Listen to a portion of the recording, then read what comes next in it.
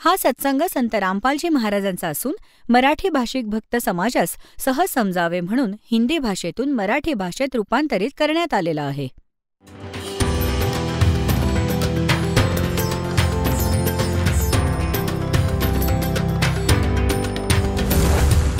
और ज्ञान सब ज्ञान डी कबीर ज्ञान सो ज्ञान और जैसे घोड़ा तोब कायम करता चले मैदान. जगद्गुरु तत्वदर्शी संत रामपालजी महाराजांचे अमृत वचन सर्व पवित्र धर्मांच्या व पवित्र शास्त्रांच्या आधारावर. परमपिता परमात्मा पूर्ण ब्रह्म साऱ्या सृष्टीचे रचेता कबीर परमेश्वरजींच्या असीम कृपेने तुम्ही सर्व पुण्यात्मे सत्संग ऐकण्यासाठी उपस्थित आहात. ज्या पुण्यात्म्यांवर परमात्मा प्रसन्न होतात त्यांनाच असे शुभ अवसर प्राप्त होतात. पुण्यात्म्यांनो, परमात्मा म्हणतात स्वतः येऊन आपलं ज्ञान आपल्यासाठी विस्तारपूर्वक सांगतात कि मानुष जन्म पाके जो नहीं रटे हरि नाम और जैसे कुआ जल बिना फिर बनवाया क्या काम. मनुष्य जीवनाचे मुख्य कार्य परमात्म्याची भक्ती करणे, शुभ कर्म करणे आणि दानधर्म करून मोक्ष प्राप्त करणे. आणि हे न करता आपण बाकीच्याच भानगडीत इथल्या अस्थायी व्यवस्थेलाच नीटनेटकं करण्यात दिवसरात्र लागून राहतो आणि मग मरण पावतो. परमात्मा म्हणतात की ही तुमची बुद्धिमत्ता नव्हे. मनुष्य जीवनाचं मुख्य कार्य आहे पूर्ण संताचा शोध घेणं, त्यानंतर त्याने सांगितल्याप्रमाणे शास्त्र अनुरूप साधना मर्यादेत राहून करणं आणि आपल्या उदरनिर्वाहाचे कार्य देखील करणं. कारण की इथे तुम्हाला असे स्थान मिळाले आहे आणि असे शरीर मिळाले आहे की जे भाड्यावर चालेल आणि याला सकाळ संध्याकाळ इंधन दिले तरच ही तुमची बॉडी, तुमचे शरीर काम करत राहील, नाहीतर ते खराब होऊन जाईल. आणि ज्या लोकात तुम्ही राहत आहात तिथे कर्म केल्यानंतरच फळ प्राप्त होईल. आणि जी सत्साधना ज्याला मोक्ष प्राप्तीचा विधी म्हणतात, की जी खरी साधना सद्गुरूकडून प्राप्त होते, ती भक्ती केल्यामुळे पूर्ण मोक्ष मिळतो. पूर्ण मोक्ष प्राप्त झालेला प्राणी अशा लोकात जातो जिथे त्याला कर्म न करताच प्राप्ती होते. श्रीमद भगवद्गीतेत याला निष्कर्मे मोक्ष म्हटलं आहे. तिथे गेल्यानंतर तुम्हाला काहीही काम न करताच तुम्हाला सर्व काही प्राप्त होईल. त्यामुळे तुम्ही आत्ता ज्या ठिकाणी राहत आहात तिथे तुम्हाला कर्म करता करता भक्ती करावी लागेल. निर्वाहाचे कर्म करता करताच तुम्हाला भक्तीचे कर्म देखील करावे लागेल. त्यामुळेच प्रत्येक सद्ग्रंथामध्ये जे प्रावधान आहे ते याच प्रकारचे आहे. सर्वप्रथम तुम्हाला श्रीमद भगवद्गीतेचा दाखला देतो की त्यामध्ये कशा प्रकारची भक्ती करण्यास सांगितलंय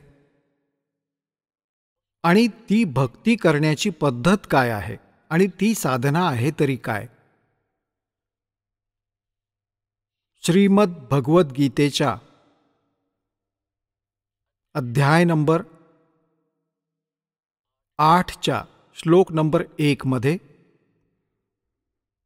अर्जुनाने विचारले की हे भगवन, तुम्ही श्रीमद भगवद्गीतेच्या अध्याय नंबर 7च्या श्लोक नंबर 29 मध्ये 29 मध्ये म्हटलं आहे, माझ्या ज्ञानाचा जे आश्रय करून घेतात. कोणत्या ज्ञानाचा? गीता अध्याय नंबर 4च्या श्लोक नंबर 32 आणि 34 मध्ये एक विशेष उल्लेख आहे की सच्चिदानंद घनब्रह्म आपल्या मुखकमलातून स्वतः इथे येऊन एक यथार्थ ज्ञान सांगतात. त्याला तत्वज्ञान म्हणतात. तर 4थ्या अध्यायाच्या 34व्या श्लोकात म्हटले आहे की ते तत्वज्ञान तत्वदर्शी संतच जाणतात. त्या तत्वदर्शी संतांकडे जाऊन ते तत्वज्ञान अर्जुना तू ग्रहण कर. जर तुम्हाला संपूर्ण मोक्ष मिळवायचा असेल, जर तुम्हाला ते शाश्वत स्थान प्राप्त करायचे असेल,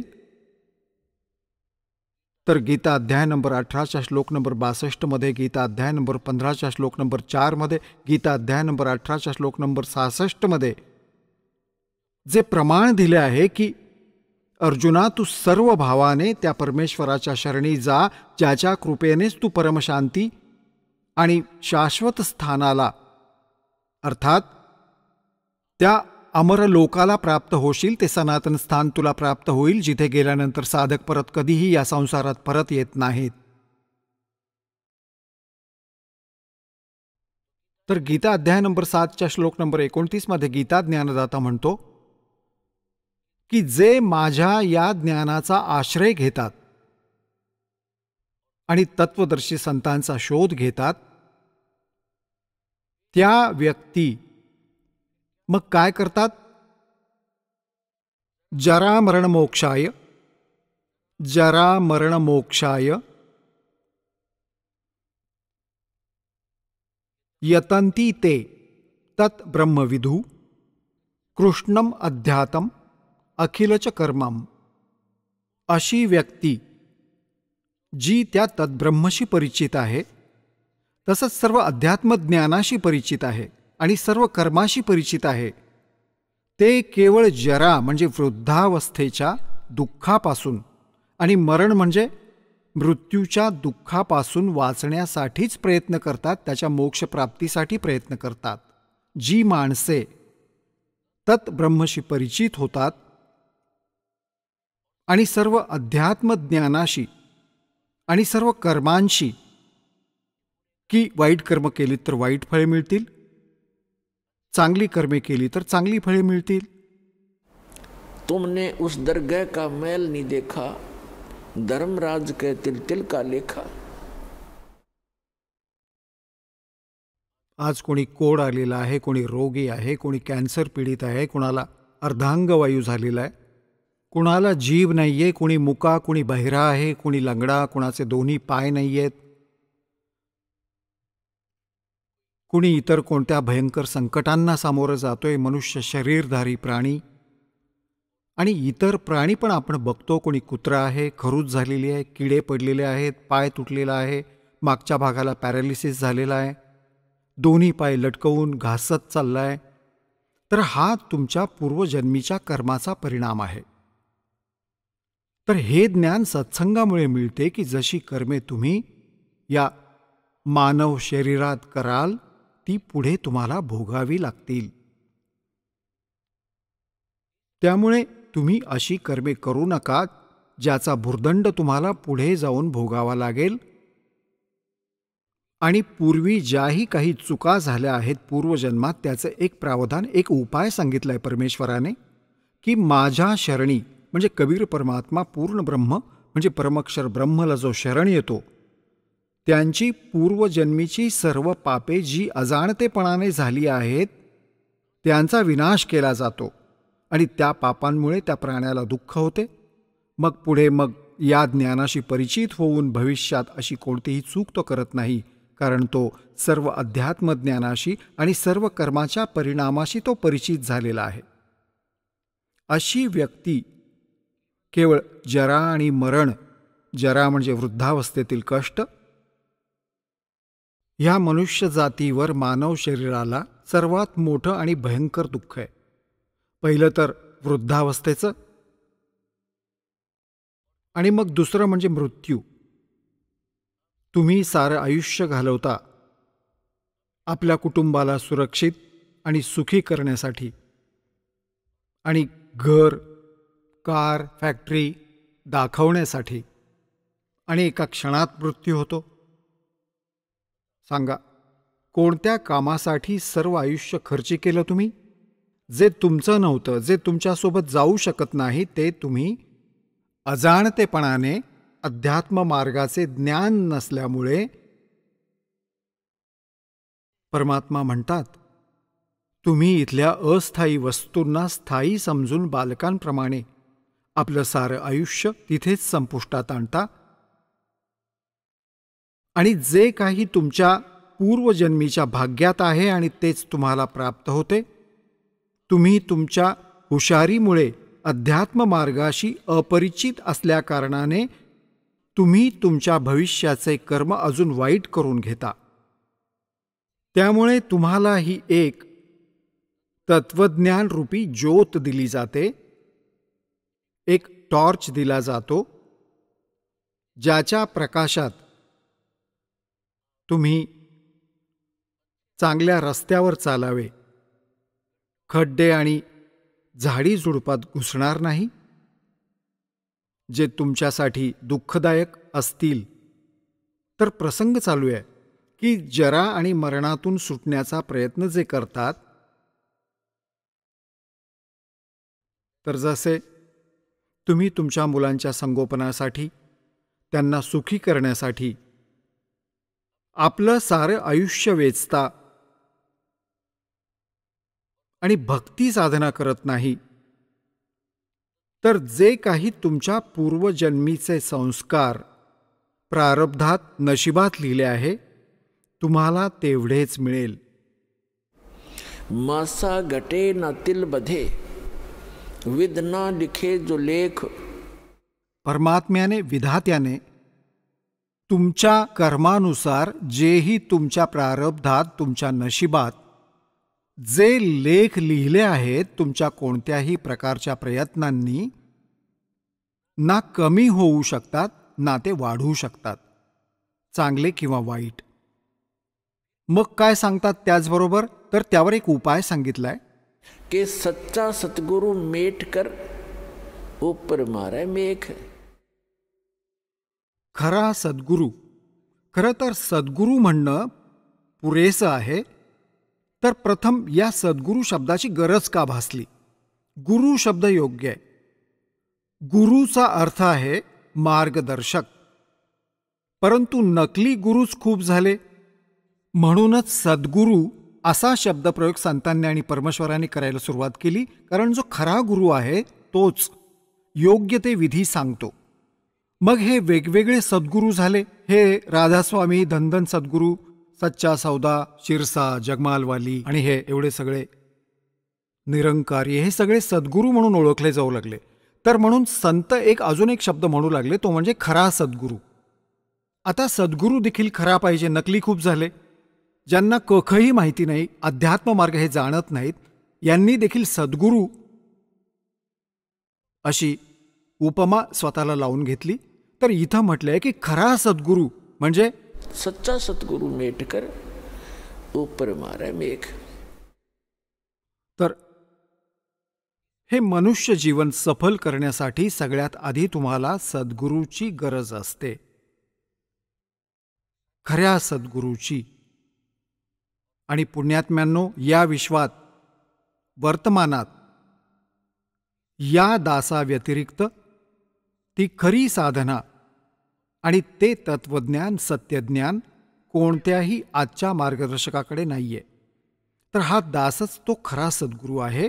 कारण काही भक्त असे असतात, श्रद्धाळू असा विचार करतात की स्वतःची स्तुती स्वतःच करत आहेत. पुण्यात्म्यांनो, स्तुती तर एक वेगळी गोष्ट आहे, ती तर मूर्ख लोक करतात.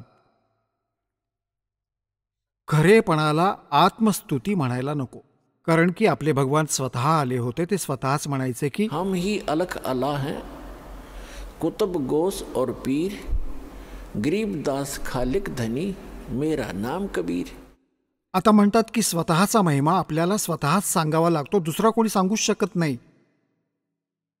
तर कबीर भगवान म्हणतात, आप आरती वो परमात्मा आप आरती आप साजे आप किंगर आप बाजे आप ताल झां झनकारा आप नचे अब देखण हारा कह कबीर ऐसी आरती गाऊं आप मध्य आप समाऊं. तर आपले ज्ञान आणि आपली यथार्थता स्वतःच सांगावी लागते. जर या दासाने एक शब्द म्हटला की या विश्वात तो सच्चा सद्गुरू हा रामपाल दास आहे, तर कुणाला शंका असेल तर तोलून पहावे, तपासून पहा आणि मगच समजेल. आणि मग तुम्ही त्याचा फायदा घ्या, स्वतःचं कल्याण करून घ्या. एवढीशी गोष्ट आहे, यात मान आणि मोठेपणाचा विषय नाही. सत्य सांगणं म्हणजे काही पाप नाही, बढाई नाही, अभिमान नाही. परमात्मा जेव्हा स्वतःबद्दल म्हणाले की हम ही अलख अल्लाह हैं कुतुब गोस और पीर, म्हणजे सगळ्या या भूमिका मीच करत आहे, पूर्ण परमात्मा मी आहे. आणि कुतुब म्हणजे संत, पीर, गुरु हे सर्व म्हणजे या सगळ्या भूमिका निभावायला मी चालू आहे. जसे रामानंदजींना परमात्मा, आदरणीय रामानंदजींना परमात्मा कबीरजी सतलोकात घेऊन गेले होते, मग त्यांना परत आणून सोडलं. आदरणीय स्वामी रामानंदजी परमात्म्याशी परिचित होऊन म्हणाले होते, तुम साहेब तुम संत हो, तुम सतगुर तुम हंस, गरीबदास तेरे रूप बिना और न दूजा अंश. तुम साहेब तुम संत हो, तुम्हीच परमात्मा आहात. साहेब म्हणजे भगवान. आणि तुम साहेब तुम संत हो, संत देखील तुम्हीच आहात. जशी संतांमध्ये एक प्रकारची क्वालिटी असायला पाहिजे. तुम साहेब तुम संत हो, तुम सतगुरु तुम हंस. तुम्हीच ते सद्गुरू आहात ज्यांच्याकडे खरं ज्ञान आहे. आणि हंस म्हणजे एक खरा भक्त, कबीरदास. कबीरदास कबीरदास त्यांनी आपल्या नावामागे दास लावलं, आपल्याला संकेत देण्यासाठी की इथे अभिमान नाही चालणार. मर्द गर्द में मिल गए वो रावण से रणधीर और कंस के सी चानोर से वो हिरणाकुश बलवीर. ज्यांनी इथे मर्दुमकी दाखवली, ज्यांनी इथे बकवाद केली, त्यांचे बळी गेले, नखशिकांत नष्ट झाले. तर इथे आधीन व्हावं लागेल. आणि जेवढे तुम्ही शरण याल, नम्र राहाल, भगवान तुमच्या तेवढे समीप येतील. हे सर्व जे परमात्मा रिहर्सल करून दाखवले ते आपल्यासाठी. तर रामानंदजी म्हणत आहेत, तुम साहेब तुम संत हो और तुम सतगुरु तुम हंस. हंस माने एक सच्चा भक्त, जो सर्व वाईटापासून वाचून गुरु मर्यादेत राहून जे सत्य भक्ती करतात त्यांना हंस म्हणतात. जसा एक हंस पक्षी असतो ज्याच्यामध्ये एक वैशिष्ट्य दिलंय प्रभूने की तो कोणत्याही सरोवरात असला तरी तो मासा खात नाही, मासे नाही खात, जीवहिंसा नाही करत. तो केवळ जीवहिंसा नाही करत, मोती खातो, मोती. ही ओळख आहे त्याची. आणि त्याच्यात आणखी एक विशेष गुण आहे की दुधात, 1 ग्लास दुधात 1 लिटर दुधात 1 किलो पाणी मिसळा तुम्ही. मग जेव्हा या मिश्रणात तो चोच बुडवेल, आपोआप दूध वेगळं होईल आणि पाणी वेगळं होईल. त्याला असा गुण दिला आहे दात्याने. तो फक्त दूध सेवन करेल आणि पाणी सोडून देईल. तर अशा प्रकारे म्हणतात बाबा, कोणतेही काम करण्यापूर्वी दूध आणि पाणी वेगळं करून घेतलं पाहिजे. म्हणजे हंसचा अर्थ आहे की जे वाईट मार्ग सोडून केवळ सत्य मार्ग स्वीकारणाऱ्यांना हंस म्हणतात. तर म्हणतात, तुम साहेब तुम संत हो, तुम सतगुरु तुम हंस और गरीबदास आपके बिना तो और न दूजा अंश. तुम्हीच मालक आहात. तर अशा प्रकारे आपले हे महात्म्य सांगावे लागेल, आपली माहिती स्वतःला द्यावी लागते, आपले ज्ञान सांगावे लागते. याचा अभिमान नका समजू. आता जो प्रसंग चालला आहे की ज्या क्रिया तुम्ही करता या जीवनात, हे घर आणि बंगले बांधण्यासाठी परमेश्वर म्हणतात, कहा चढ़ावे मैडिया ये कोठी, लंबी भीत उसार और घरते 3.5 हात गणाते 4.25. म्हणतात की काय एवढ्या उंच उंच इमारती बांधण्याच्या मागे लागले आहात? अरे भोळ्या माणसा, जे काम करण्यासाठी आलायस ते कर. घर तो 3.5 हात गणाते 4.25. या मनुष्याचे, मानवाचे जे शरीर आहे प्रत्येकाचे, त्यांचे स्वतःचे हा हात एवढा असतो, इथपासून इथपर्यंत. याला म्हणतात हे तुमचे 3.5 हात, हे तुमचे शरीर असते. घर हवंय तर एवढं पुरेसं आहे तुमच्यासाठी. आणि जास्तीत जास्त 4.25 3.5 हात असतील, नाहीतर 4.25 बनवा. सांगण्याचा मतितार्थ हा आहे की मिनिमम कमीत कमी या इमारती बांधा, जितक्या गरजेच्या असतील तितक्याच बांधा, जास्त नका बांधू. आणि मग काय म्हणतात की पृथ्वीपति चकवे गए जिनके चक्र चलंत, रावण श्री खे कौन गिने ऐसे गए अनंत, सर्व सोने की लंका थी. तुमच्या कोणाकडे 10 ग्रॅम सोनं असलं तरी तुम्ही नाचत फिरता, आणि 50 ग्रॅम असेल तर समजतो की पृथ्वीच विकत घेईल. मोठा शेठ झाला. काय डोंबल शेठ आहे? कबीरा सब जग निर्जना धनवंता ना कोय, धनवंता सो जानिए जिस पर राम नाम धन होय. लंका, सारी लंका सोन्याची बनवली होती रावणाने. वाळूच्या जागी सोने वापरले होते, विटांच्या जागी सोने वापरले होते, सिमेंटच्या जागी सोने वापरले होते, आणि तेही घेऊन जाऊ शकला नव्हता. म्हणतात अगम निगम को खोज ले बुद्धि विवेक विचार, और उदय अस्त का राज मिले तो बिन नाम बेगार. कहते हैं रति रति कंचन पाया नहीं रावण चलती बार. 1 ग्रॅम देखील सोनं रावण सोबत घेऊन जाऊ शकला नाही जेव्हा तो जाऊ लागला. तर इथला हा जो महिमा आहे तो व्यर्थ आहे. भक्ती मार्गात यापासून दूर होऊनच आपण पुढे चालू शकतो. समाजातले हे अशा प्रकारचे चोचले बघून आपण भक्ती करू शकत नाही. आपल्याला त्यापासून दूर व्हावं लागेल. आणि भविष्याची जी माहिती भगवानांनी दिली आहे, जे सुख आपण प्राप्त करण्याचा प्रयत्न करत आहोत भक्तीने, ते प्राप्त करण्याचा प्रयत्न केला पाहिजे. ते काय आहे? ते आहे पूर्ण मोक्ष. तर जे दास सांगू इच्छित आहे की मासा घटे न तिल बधे, विधाता लिखे जो लेख, और सच्चा सतगुरु मेट कर ऊपर मारे मेघ.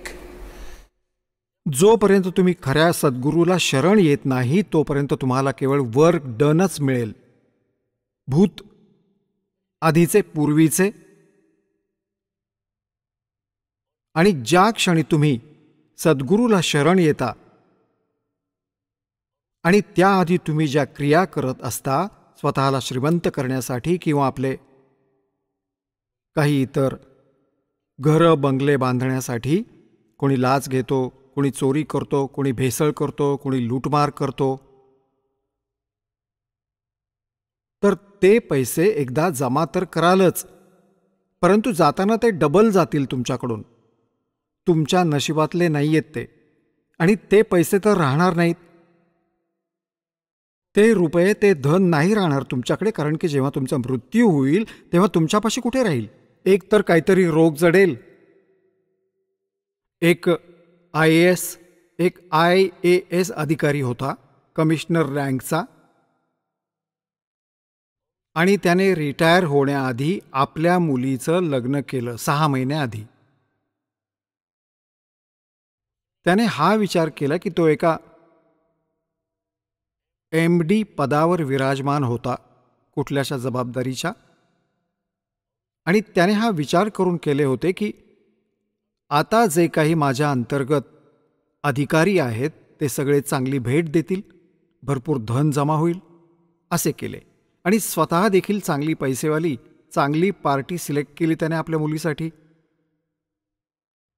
त्यावेळी त्याने 3.5 लाख रुपये खर्च केले आपल्या मुलीच्या लग्नासाठी सन 1981 मध्ये. त्यावेळेचे 3.5 लाख आजचे 3.5 करोड हे समजा. आणि मुलीचं लग्न लावून दिलं. तो स्वतः रिटायर्ड झाला. लग्नाच्या 6 महिन्यानंतर, म्हणजे तो रिटायर्ड झाला त्याच्या काही दिवसांनंतर, त्या मुलीचा घटस्फोट झाला, सोडून दिली. आता तो वेडा झाला, तो IAS अधिकारी रिटायर्ड. आता त्याला माहिती होतं की जर अविवाहित मुलीला 3.5 लाख रुपये लागले तर पुन्हा लग्न लावायचं तर 7 लाख लागतील. हार्ट अटॅक आला, मरण पावला भाऊ. गे लूट माल. जे लुबाडले होते ते जावयाला दिलं, ते घेऊन पचवलं त्याने. आता करा काय करायचं ते. तर परमात्मा म्हणतात, आता इथे दास त्याच प्रसंगावर येत आहे. गीता अध्याय नंबर 7 श्लोक नंबर 29 मध्ये म्हटलंय की जो माणूस जरा आणि मरणातून सुटण्याचा जो प्रयत्न करतो, मोक्ष प्राप्तीचा प्रयत्न करतो, तो त्या तत्ब्रह्मशी परिचित आहे आणि सर्व अध्यात्म कर्मांशी परिचित आहे. आणि संपूर्ण अध्यात्म ज्ञानाशी तो परिचित व्यक्तीच जरा आणि मरणातून सुटण्याचा प्रयत्न करतो. या नकली स्थानातील व्यवस्थेमध्ये राहण्याची कोणतीही डिमांड तो करत नाही. ते किती डिमांड ठेवतात हे सूक्ष्म वेदात वेगळ्या रीतीने सांगितलंय. ते प्रथम तर आम्ही तुम्हाला गीतेच्या आधारे ज्ञान देऊ, कारण विश्वामध्ये काही निवडक सद्ग्रंथ आहेत ज्यांचे खूप महात्म्य आहे. जसे 4 पवित्र वेद, ऋग्वेद, यजुर्वेद, सामवेद, अथर्ववेद, पवित्र श्रीमद भगवद्गीता. हे गॉड गिव्हन स्पिरिच्युअल नॉलेज आहे.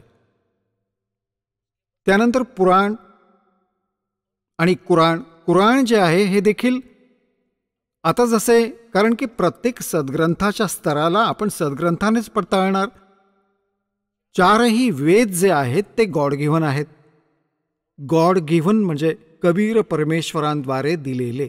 ते कसे दिले होते तर जसे आज आपण आपल्या मोबाईलमधून, आपल्या कॉम्प्युटरमधून दुसऱ्याच्या कॉम्प्युटरवर ईमेलच्या माध्यमातून किंवा इतर अन्य माध्यमातून सिनेमे पाठवतो, 20-30 तासांच्या व्हिडिओ दुसऱ्यामध्ये पाठवतो, तसेच परमात्म्याने आपल्या अंतःकरणातून हा ज्योत निरंजन ब्रह्म, जो 21 ब्रह्मांडांचा मालक आहे, क्षरपुरुष ज्याला म्हणतात, ज्याला काळ देखील म्हटलं जातं, ज्याची 21 ब्रह्मांड आहेत जिथे आपण राहत आहोत, याच्या अंतःकरणात याच्या जो आहे ईमेल ID वर फॅक्स केली, पाठवून दिले सगळे.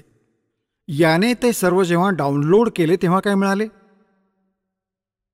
हा एक बेईमान माणूस आहे जो इथला मालक आहे 21 ब्रह्मांडांचा.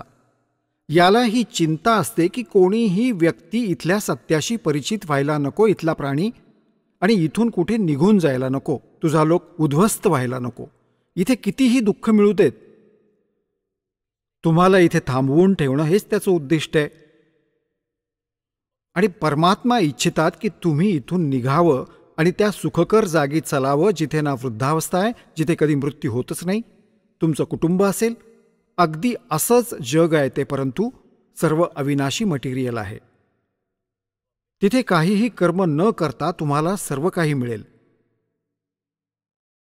तर त्याने काय पाहिलं की जे सूक्ष्म वेदाचे कंप्लीट स्पिरिच्युअल नॉलेज होते त्यामधून त्याने पाहिले की ज्या भागात त्या पूर्ण परमात्म्याचा विधी लिहिला होता भक्ती करण्याचा, आणि तिथले सुख लिहिले होते, तिथे काय स्थिती आहे हे संपूर्ण लिहिले होते. याने ते नष्ट केले, लपवून ठेवले, आणि फक्त त्यातून हे 4 वेद जे तयार केलेले आहेत, ज्यांचे नंतर विभाजन केले, नाहीतर हा एकच संपूर्ण वेद आहे, यांचे वेगवेगळे खंड करून ठेवले होते, ते अध्याय होते. तर याने हे 4 वेद ठेवले, पण यातला जो मूळ गाभा होता तो संपवून टाकला, लपवला.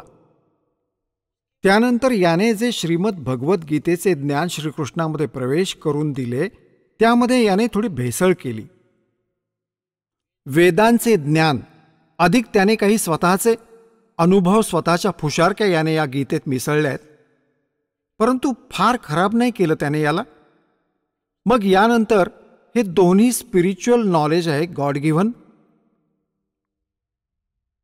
गॉड जसे 4 पवित्र वेद गॉड गिव्हन आहेत, कबीर गॉड गिव्हन, आणि श्रीमद भगवद्गीतेचे ज्ञान देखील गॉड गिव्हन आहे, कबीर गॉड गिव्हन आहे. फक्त याने थोडी भेसळ केली आहे स्वतःहून, युद्ध करवण्यासाठी आणि जीवांना थोडं भ्रमित करण्यासाठी. कसं? प्रमाण म्हणून उदाहरणादाखल श्रीमद भगवद्गीता अध्याय नंबर 3 श्लोक नंबर 7 आणि 8, 9 मध्ये याने म्हटलंय. तसं तर हे 1 नंबरपासूनच सुरू होतं.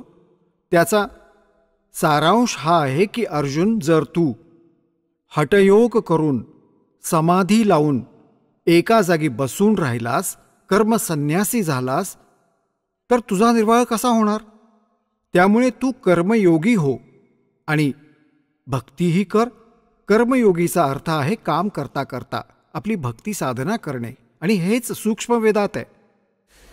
नाम उठत नाम बैठत नाम सोवत जागबे, नाम खाते नाम पीते नाम सेती लागबे. आणि हेच यजुर्वेदामध्ये आहे. यजुर्वेद अध्याय नंबर 40 श्लोक नंबर 15 मध्ये म्हटलंय की ओम कर्तृ समर किल्बे समर कृतम स्मर. ओम नामाचा जप करता करता स्मरण करा, विशेष आसक्तीने स्मरण करा. मानवी जीवनाचं मूळ उद्दिष्ट याच्याशी परिचित होऊन ओम नामाचं स्मरण करा. ही तर फक्त ब्रह्मपर्यंतची साधना आहे. मग गीता अध्याय नंबर 4 श्लोक नंबर 34 मध्ये, यजुर्वेद अध्याय नंबर 40 श्लोक नंबर 10 ते 13 मध्ये हे स्पष्ट केलं आहे की ते तत्वज्ञान जे यथार्थ ज्ञान आहे ते तत्वदर्शी संतच सांगू शकतात त्या पूर्ण परमात्म्याबद्दल. त्याबद्दल एखाद्या तत्वदर्शी संतालाच विचारा. तर त्या ब्रह्मपर्यंतच्या स्तराचे ज्ञान याने ठेवून दिले, त्या अक्षरपुरुषाच्या स्तराचं. त्या परमाक्षर ब्रह्मबद्दल ऑप्शन याने सोडून दिले की त्याबद्दल एखाद्या तत्वदर्शी संताला विचारा.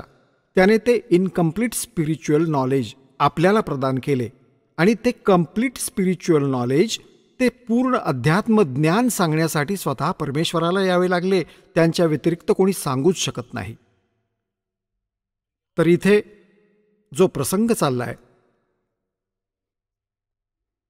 आता प्रसंग सुरू आहे की आधी आपण हा निर्णय घेऊयात की कोणते असे सद्ग्रंथ आहेत ज्यांना आपण प्रमाण मानू शकतो. त्यानंतर येतं ते पवित्र बायबल. पवित्र बायबलमध्ये 3 ग्रंथ आहेत जी एकत्रित बाइंड केली गेली आहेत. एक आहे तोरात, दुसरं होली बुक आहे जबूर, आणि तिसरं आहे एंजेल. या तिन्हींच्या तिन्ही बुक्स मधलं ज्ञान या ब्रह्मचं डायरेक्ट दिलेलं आहे, क्षरपुरुषाचं. त्याचं 4थं बुक आहे ज्याला इस्लाम धर्म मानलं जातं. बाबा आदमच्या काळापासून आत्तापर्यंत त्यांचे 4थे जे होली बुक ते मांडतात ते कुराण. तर ते कुराणातील ज्ञान देखील या क्षरपुरुष ज्योत स्वरूपी निरंजन यानेच दिलेले आहे. परंतु याने जे वेदाचे ज्ञान दिले, मग गीतेचे ज्ञान दिले, त्यामध्ये त्याने मंत्रांचे जप देखील दिलेले आहेत की या मंत्रांचा देखील जप करायचा आहे. परंतु पुढे जाऊन हे गॉड गिव्हन स्पिरिच्युअल नॉलेज असल्यामुळे त्याने ॲज इट इज सांगितले. या अन्य जे तोरात आहे, जबूर, एंजेल आणि कुराण आहे, यामध्ये याने कोणत्याही मंत्र किंवा जप याचा उल्लेख केलेला नाहीये. जसे पवित्र कुराण शरीफमध्ये कुठेही भक्तिविधी नाहीये, फक्त माहिती आहे. आणि आपल्या साधनेविषयी जेव्हा हजरत मोहम्मदजींना जबरील देवता एका बुराक नावाच्या जनावरावर बसवून आणि वरच्या स्वर्गामध्ये घेऊन गेली, जिथे भगवान राहतात 7व्या आकाशात, पडद्याच्या पाठीमागून आवाज आला की 50 नमाज करा. नमाजचा अर्थ आहे परमात्म्याची स्तुती. दिवसातून 50 वेळा त्याचं स्मरण करा, त्याचे गुणगान करा. नमाजचा अर्थ हा आहे की काही काळासाठी परमात्म्याचं स्मरण करणं, एक स्तुती करणं, त्याची साधना करणं. तर त्याने आपल्या स्तराचा विधी सांगितला. इथं काय सांगितलं की 50 नमाज करा. जेव्हा हजरत मोहम्मदजी 50 नमाजांचा आदेश घेऊन परत येत होते, तेव्हा मुसाजी म्हणाले की काय आज्ञा मिळाली तुमच्या संगतला? भगवानांकडून कोणती साधना प्राप्त झाली? तेव्हा हजरत मोहम्मदजींनी सांगितले की 50 नमाजांची आज्ञा आहे. तेव्हा मुसाजी म्हणाले, मुसा अलैहिस्सलाम म्हणाले की जास्त आहे, हे काही कमी करून घ्या, विनंती करा. तर सांगण्याचा मतितार्थ हा आहे की लास्टमध्ये त्यांनी 5च नमाज सांगितले की केवळ 5 नमाज करा आणि हे 50चेच काम करतील. आणि मग काय सांगितले की रोजे ठेवा, व्रत आणि बांग, आवाज लावा वरच्या पट्टीत, अल्लाहू अकबर अशी जी बांग देतात ना त्याला अजान म्हणतात. तर या 3 गोष्टी दिल्या होत्या वरून या कुराण शरीफच्या ज्ञानदात्याने. तोच गीता ज्ञानदाता आहे, तोच वेद ज्ञानदाता आहे. ज्ञानदात्याचा अर्थ होतो एकतर आपल्याकडचे ज्ञान सांगणे, एक गॉड परमात्म्याकडून मिळालेले ज्ञान पुढे जाऊन सांगणे. त्याला देखील गॉड गिव्हनच म्हटलं जातं आणि देणारा आणि सांगणारा देखील तोच आहे. आणि अशा प्रकारे त्याने काय केलंय, जसं हजरत मोहम्मद यांच्यामध्ये कोणती एक शक्ती प्रवेश करवली त्या काळाने हजरत मोहम्मद सांगत असत आणि त्यांच्या सोबत असणारे एकतर लक्षात ठेवायचे त्या आयती किंवा लिहून घेत असत जे काही त्यांचे प्रावधान असेल. तर त्याने काय सांगितलंय, जसं गीता अध्याय नंबर 4 श्लोक नंबर 34 मध्ये म्हटलंय की जे तत्वज्ञान परमात्मा स्वतः येऊन सांगतात ते तत्वज्ञान आहे. त्याची त्या परमात्म्याबद्दलची संपूर्ण माहिती आहे, त्या अल्लाहू अकबरची, त्या कंप्लीट गॉडची, समर्थ भगवान पूर्ण परमात्म्याची माहिती त्या तत्वज्ञानामध्ये आहे. आणि ती कोणा तत्वदर्शी संताला विचारा. तर कुराण शरीफमध्ये सूरत फुरकानी आयत नंबर सूरत फुरकानी 25 चॅप्टर 25 आणि आयत नंबर म्हणजे श्लोक नंबर 52 पासून 59 मध्ये म्हटलंय की हे हजरत मोहम्मद कुराण शरीफचा ज्ञानदाता आपल्या रसूल हजरत मोहम्मदजींना म्हणत आहे की तुम्ही केवळ त्या कबीर भगवानांची, त्या कबीर अल्लाहची भक्ती करा. ते त्यांना बडा म्हणतात, कबीरचा अर्थ मोठा म्हणतात, आपण त्यांना बडाच म्हणूयात. कबीर अल्लाहची भक्ती कर. आणि हे काफीर त्याला विरोध करतात की कबीर असा अजून कोणी मोठा भगवान नाहीये, कबीर भगवान नाहीये, तुम्ही यांच्या बोलण्याला भुलू नका. यांच्या कबीर अल्लाहसाठी, कबीर भगवानासाठी संघर्ष करा, जिहाद करा, हिंसा करू नका, रक्तपात नका करू, एक संघर्ष करा. तर तुम्ही त्यांचं म्हणणं ऐकू नका, ते तुमचं ऐकत नाही, तर एवढंच आहे.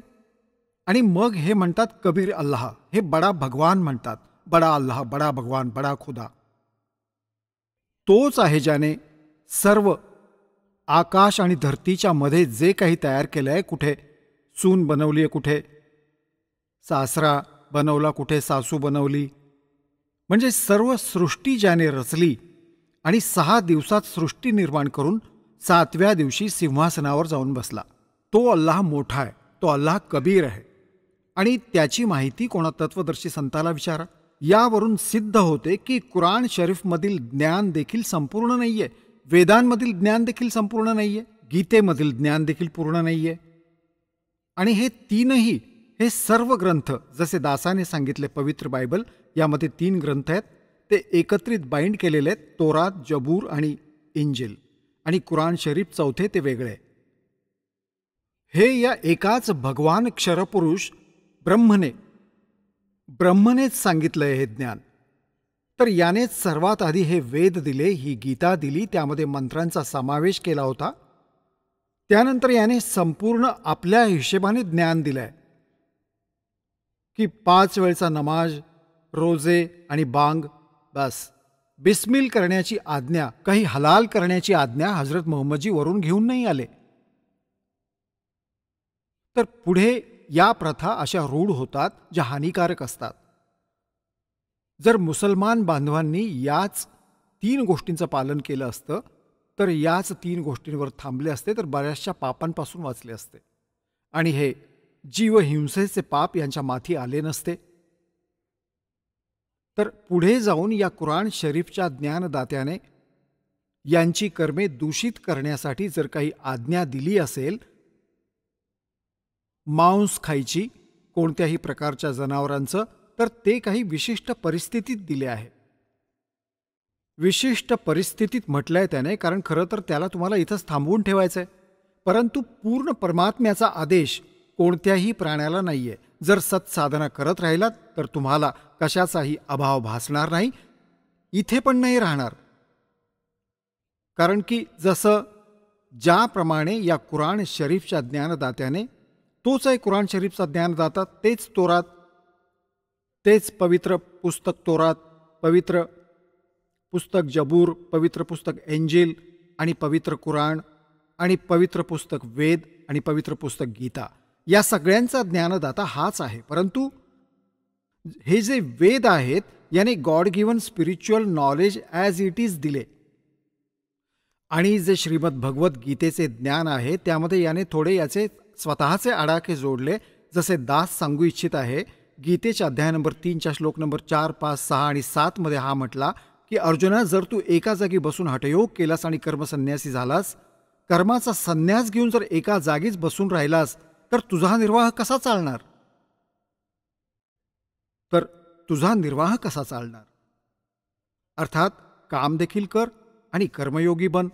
गीता अध्याय नंबर 8 श्लोक नंबर 5 आणि 7 मध्ये याने स्वतःच्या स्तराचा विधी सांगितलाय की अर्जुन, तू युद्ध देखील कर आणि माझं स्मरण देखील कर. म्हणजे युद्धापेक्षा जास्त कठीण काम कुठलं असूच शकत नाही.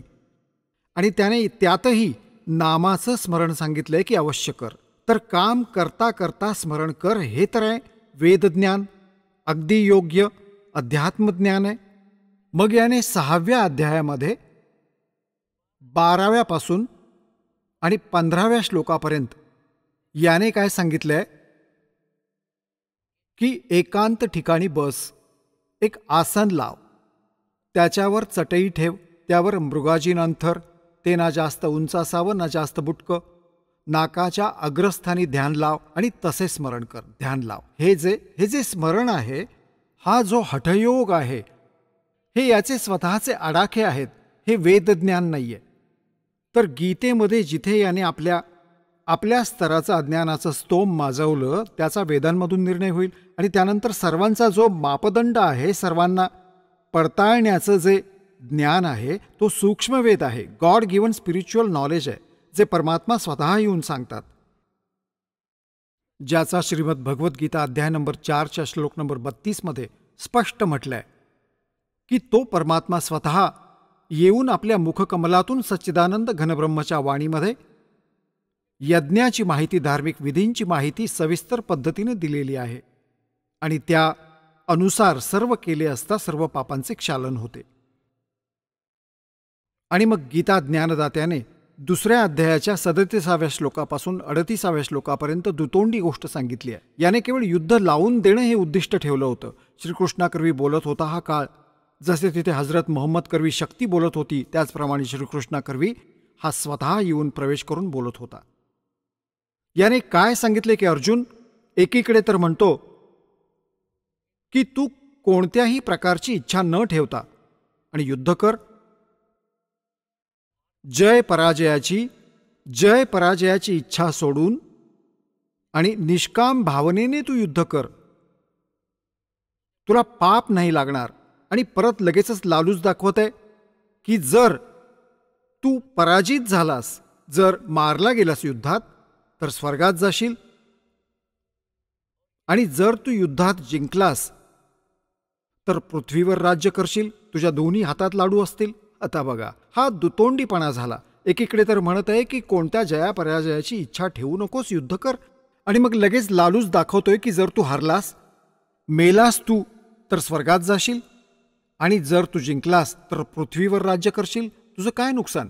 तर हा ज्या प्रकारचा दुहेरीपणा आहे, ही याची स्वतःची भर आहे, हे वेदज्ञान नाहीये. तर गीतेमध्ये याने थोडेसे मिक्स केले आहे, जास्त बिघडवले नाहीये याने.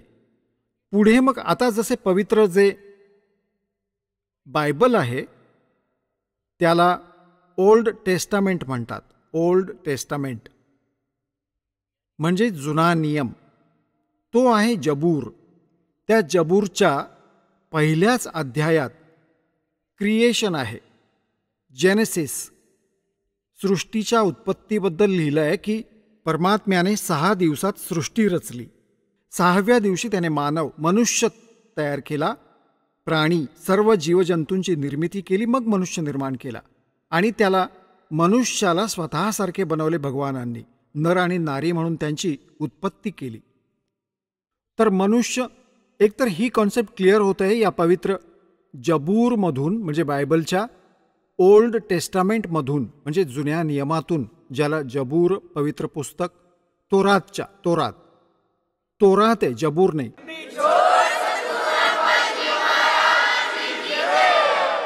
चला आता आपण त्या श्रद्धाळूंचे अनुभव जाणून घेऊया ज्यांनी जगद्गुरू तत्वदर्शी संत रामपालजी महाराज यांच्याकडून दीक्षा प्राप्त केलेली आहे, तसेच त्यांच्याद्वारे सांगितलेल्या भक्ती मार्गावर चालत आहेत. नमस्कार. नमस्कार. आपलं नाव? डॉक्टर पुरुषोत्तम श्रावण चव्हाण. आपण कुठून आलात? मी घाटंजीवरून, जिल्हा यवतमाळ, महाराष्ट्र. आपला व्यवसाय काय आहे? व्यवसाय प्रॅक्टिस करतो, मी डॉक्टर आहे. संत रामपालजी महाराजांची गुरुदीक्षा आपण कधी घेतली?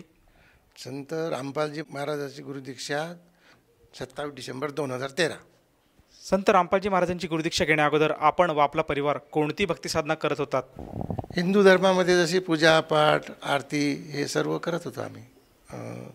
मी सगळ्यात जास्त हनुमानजीला मानत होतो. शनिवारचे उपास करत होतो, मंदिरात जात होतो, शेंदूर नारळ वगैरे असं सगळं करत होतो. त्याचबरोबर मी साईबाबाला सुद्धा जास्त मानत होतो. दरवर्षी शिर्डीला वगैरे जात होतो. 1-2 वेळा आम्ही महाराष्ट्र दर्शनला सुद्धा गेलो, पंढरपूरला सुद्धा गेलो. पण असं कुठंच काही असं समाधान शांती अशी काही मिळत नव्हती. सर, जसं आपण सांगत आहात की आपण जी हिंदू धर्मातली जी काही प्रचलित भक्ती साधना आहे, जशी देवी देवतांची पूजा करणे, मंदिरात जाणे, व्रतवैकल्य करणे, या भक्ती साधना आपण करत होतात.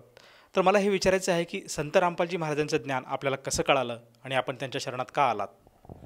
माझे पेशंट होते, ते संत रामपालजी महाराजांचे शिष्य होते. तर ते दवाखान्यात आले आणि त्यांनी मला सांगितलं 1-2 वेळा. त्यानंतर त्यांनी मला कॅसेट्स आणून दिल्या, सत्संगाच्या कॅसेट, गुरुजी संत रामपालजी महाराजाच्या. त्या कॅसेट मी घरी आणल्या आणि DVD रोज एक पाहत होतो. पाहता मी माझ्या मिसेसला सगळं सांगत होतो की भक्ती काय आहे, आपला धर्मग्रंथ कोणता आहे, आपण काय करायला पाहिजे, आपण काय करत आहोत. तर हे धीरे धीरे 5-6 महिने लागले सर जे आम्हाला ते सगळं भक्ती समजायला. भक्ती समजल्यानंतर मग आम्ही चौकशी केली आणि बरवाला कुठे आहे, काय आहे, तर हे आम्हाला काही माहीत नव्हतं. हरियाणामध्ये आहे, कधी पाहिलं नव्हतं तिकडचा भाग, काहीच नाही.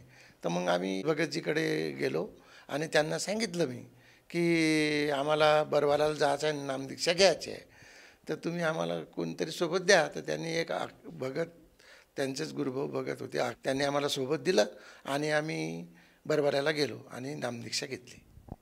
सर, जसं तुम्ही सांगितलं की आपले जे पेशंट होते, जे काही रुग्ण होते, त्यांनी सर्वप्रथम संत रामपालजी महाराजांची माहिती आपल्याला दिली आणि त्यानंतर आपण ते ज्ञान ग्रहण केलं. तर मला हे विचारायचं आहे की संत रामपालजी महाराजांचं जे ज्ञान आहे त्याच्यामध्ये असं काय विशेष होतं की आपल्याला ते पटलं आणि आपण तडक निर्णय घेतला की आपण सुद्धा संत रामपालजी महाराजांची गुरुदीक्षा घ्यायला काही एक हरकत नाही? संत रामपालजी महाराजांचे नामदीक्षा घ्यायचं कारण ती भक्ती म्हणजे सत्यभक्ती आणि शास्त्रानुसार भक्ती असल्यामुळं आणि सर्व गुरुजी प्रत्येक गोष्टीचं पुराव्यासहित दाखवत असल्यामुळं ते आम्हाला पटून गेलं. प्रत्येक शब्द म्हणजे गीतेत काय म्हटलं जाते, गीतेत कृष्णाला काय उपदेश केला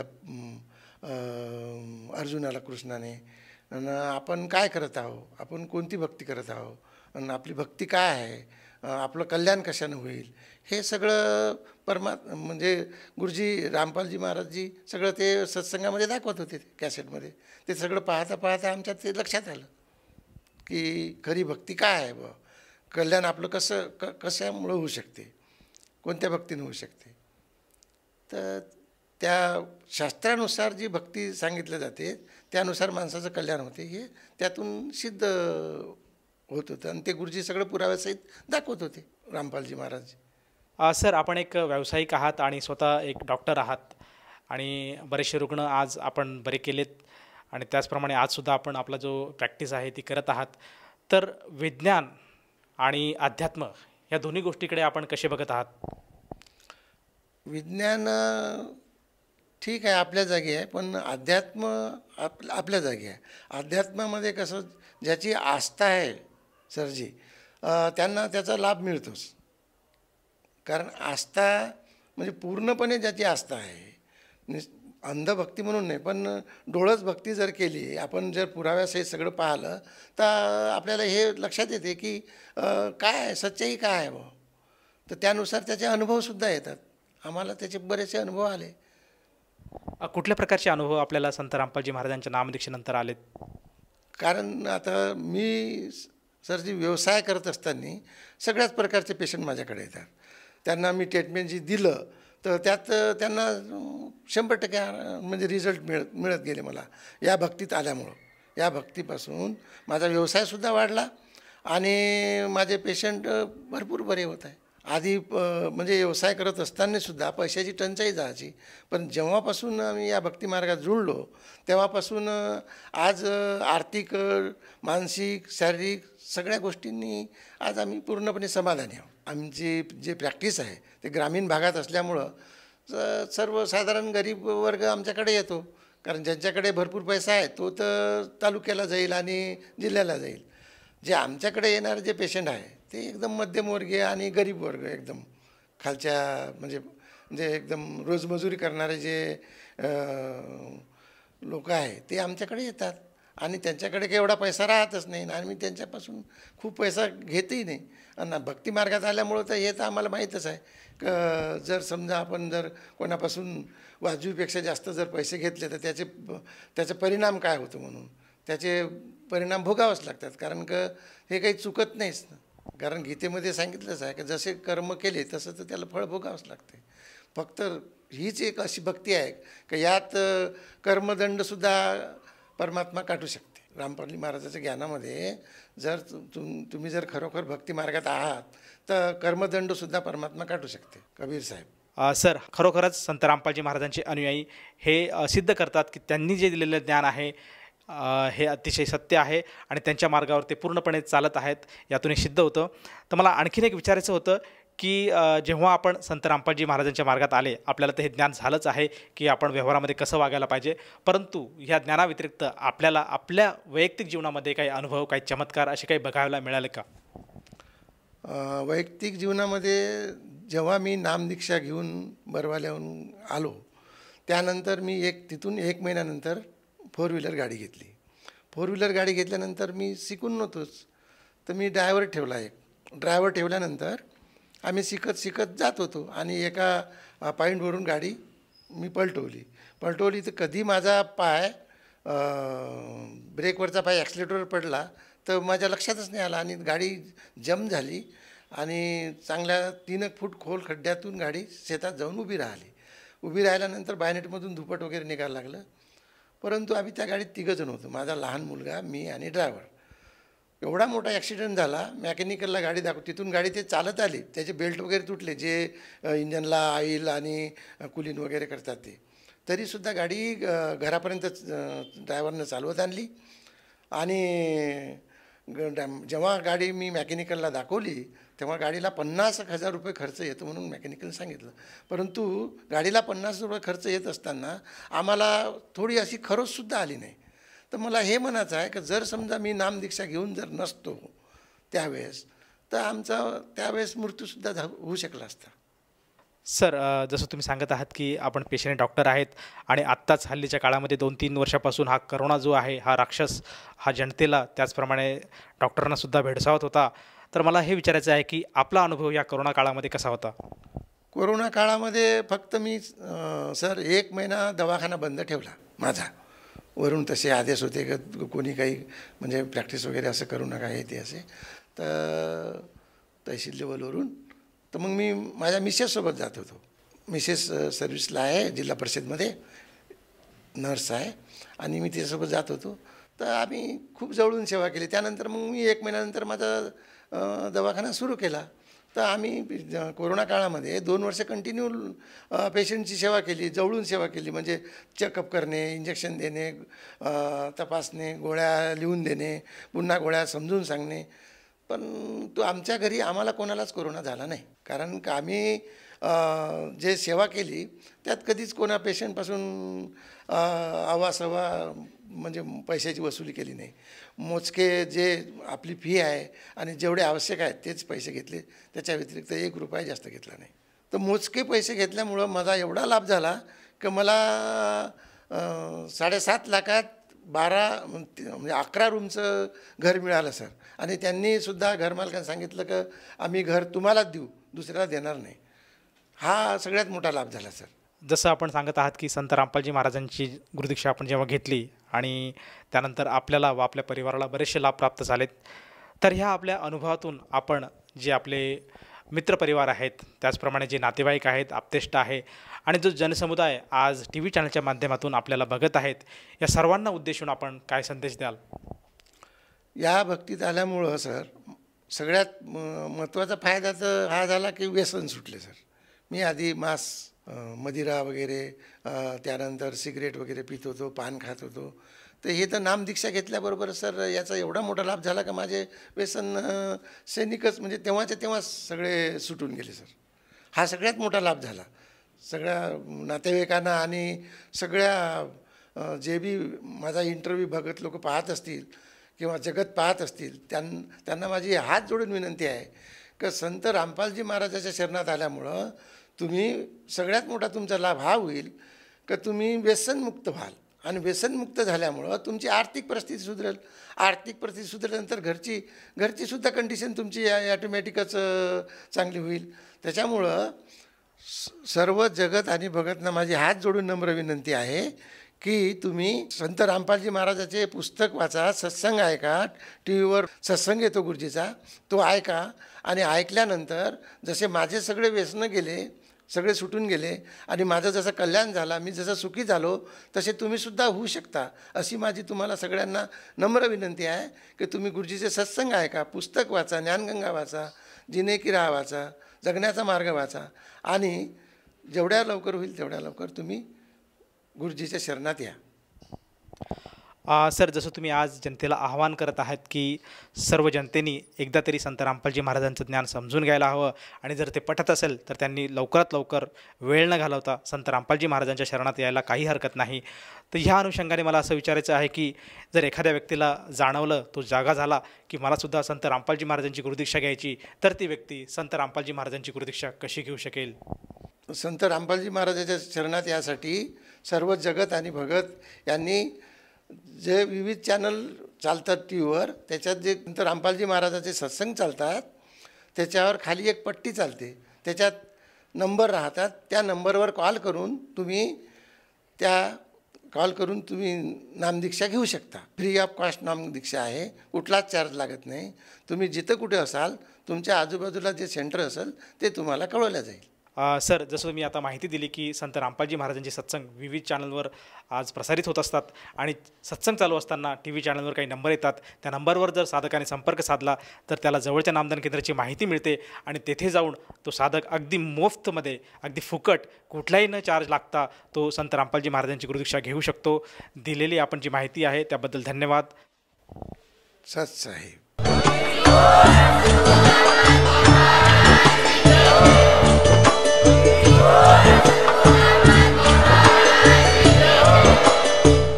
आपण ऐकत होता जगद्गुरु तत्वदर्शी संत रामपालजी महाराज यांचे मंगल प्रवचन, ज्यांच्या शुभ आशीर्वादाने संपूर्ण विश्वामध्ये 500 पेक्षा जास्त नामदीक्षा केंद्र आहेत, जिथे निशुल्क नामदीक्षा दिली जाते.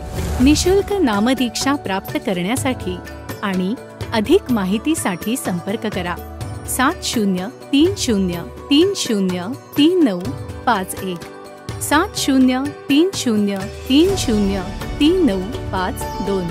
अद्वितीय आध्यात्मिक ज्ञान वाचण्यासाठी, पाहण्यासाठी आणि ऐकण्यासाठी संत रामपालजी महाराज ॲप अवश्य डाउनलोड करा किंवा आमची वेबसाईट www.jagadgururampalji.org वर विजिट करा.